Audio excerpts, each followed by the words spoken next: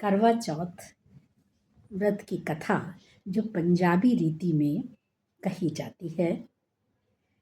इसमें एक गीत भी गाया जाता है बीच बीच में, कत्ती ना अटेरी ना, कत्ती ना अटेरी ना, घुम चरखड़ा फेरी ना, वाण पैर पाई ना, सुतड़ा जगाई ना, रुठड़ा नाई नाल भैण प्यारी वीरा, चंचड़े ते पानी पीना, ले वीरो कुड़िए करवड़ा, ले सर्व सुहागण करवड़ा, ले करवड़ा वटाया, जे वंदा चोली पाया, ले कत्ती ना अटेरी ना, कुम चरखड़ा फेरी ना, वाण पे पाई ना, सुतड़ा जगाई ना, रुठड़ा नाई नाले भैण प्यारी वीरा, चंचड़े ते पानी पीना। ये गीत चाहे आप कथा के बीच में कुछ पड़ाव बनाकर गा सकते हैं या पूरी कथा पढ़ने के बाद 7 थालियाँ 7 बार फेर सकते हैं और ये गीत गा सकते हैं। कथा इस प्रकार है। 7 भाइयों की एक बहन थी जिसे हम वीरावाली के नाम से जानते थे। वीरावाली अपने भाइयों की बहुत लाडली थी, बहुत प्यारी थी। भाइयों ने उसके बड़े होने पर उसके योग्य वर ढूंढा और बड़ी धूमधाम से उसका विवाह कर दिया और वो अपने पति के घर चली गई। साल भर के बाद जब पहला करवा चौथ का व्रत आया तो अपने मायके भाभियों के पास वो करवा चौथ का व्रत करने आई। अपनी भाभियों के साथ उसने भी निर्जला व्रत रखा। दिन भर न खाया न पिया, दिन भर सिलाई कढ़ाई करती रही। उसकी भाभियाँ ये बात उसको बताना भूल गई कि सिलाई कढ़ाई नहीं करनी है। शाम को जब उसके भाई लौटे तो उन्होंने अपनी बहन का मुरझाया हुआ कुम्हलाया हुआ चेहरा देखा तो बहन से पूछा, क्या बात है, तेरा चेहरा कुम्हलाया हुआ है? तब बहन ने कहा कि आज मेरा करवा चौथ का व्रत है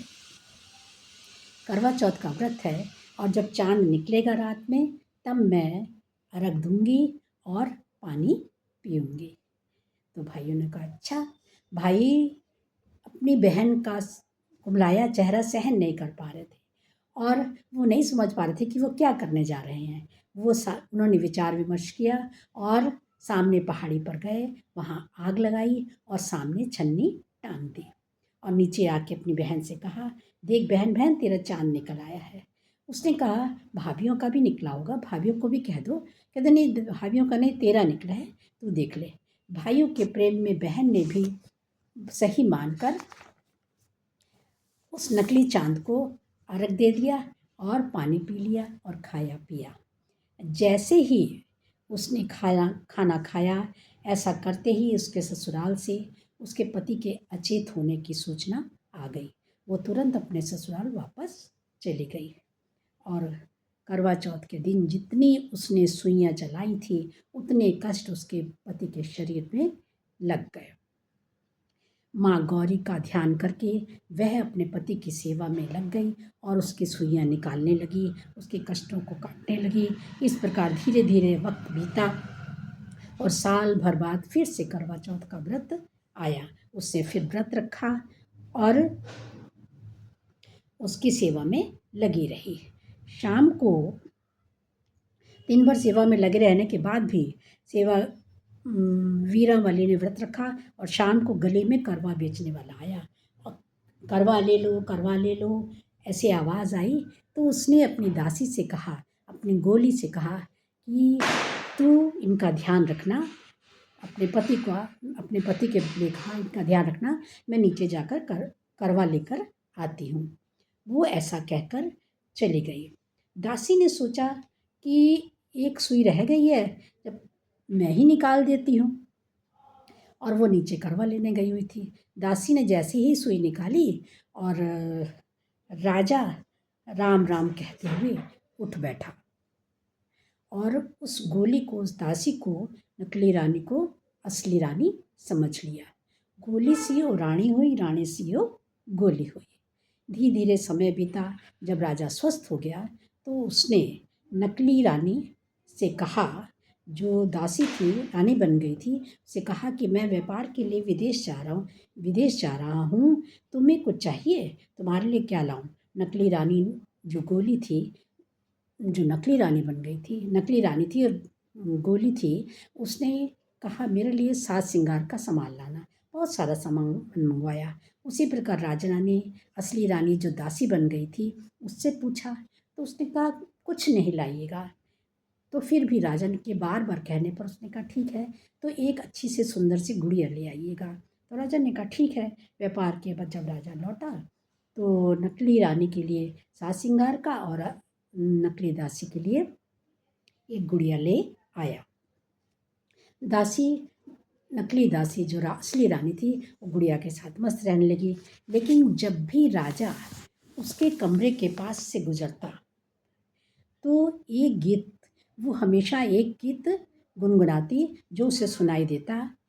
गीत है, सुन्नी गुड्डड़िए मन मुड्डड़िए, सुन्नी गुड्डड़िए मन मुड्डड़िए, सुनावा एक कहानी, जो रानी सी हो गोली हुई, जो गोली सी हो रानी। अक्सर यह गीत सुनता तो राजा के मन में इसमें किसी रहस्य के होने का आभास हुआ। तो राजा ने नकली दासी से पूछा कि तुम हमेशा गुड़िया के साथ खेलती हो और यह गीत गाती हो और तुम्हारी आवाज़ में और आँखों में दुख दिखाई देता है, सुनाई देता है, तुम मुझसे कुछ छिपा रही हो, मुझे ऐसा लगता है। नकली दासी ने कहा, नहीं, मैं ऐसे ही खेलती हूँ और मन बहलाती हूँ। लेकिन राजा के जोर देने पर नकली गोली, जो वास्तव में असली रानी थी, उसने पूरी घटना कह सुनाई कि आप अचेत पड़े थे, एक सुई आपके शरीर में रह गई थी, लेकिन उसी समय करवा बेचने वाला आ गया। मैं करवा लेने चली गई और दासी ने सोचा कि आखिरी सुई है, मैं निकाल देती हूँ। उसने वैसा ही किया।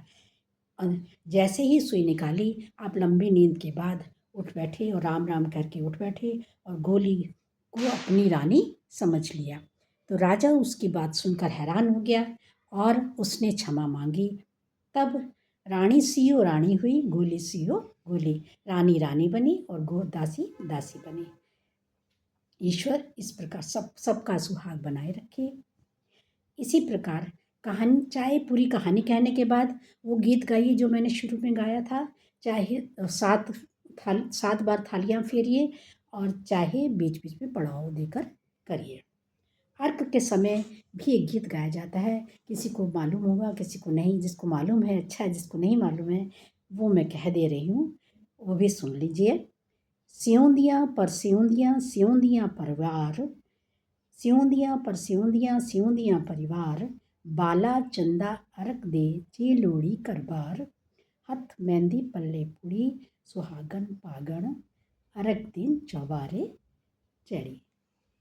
खुश रहो।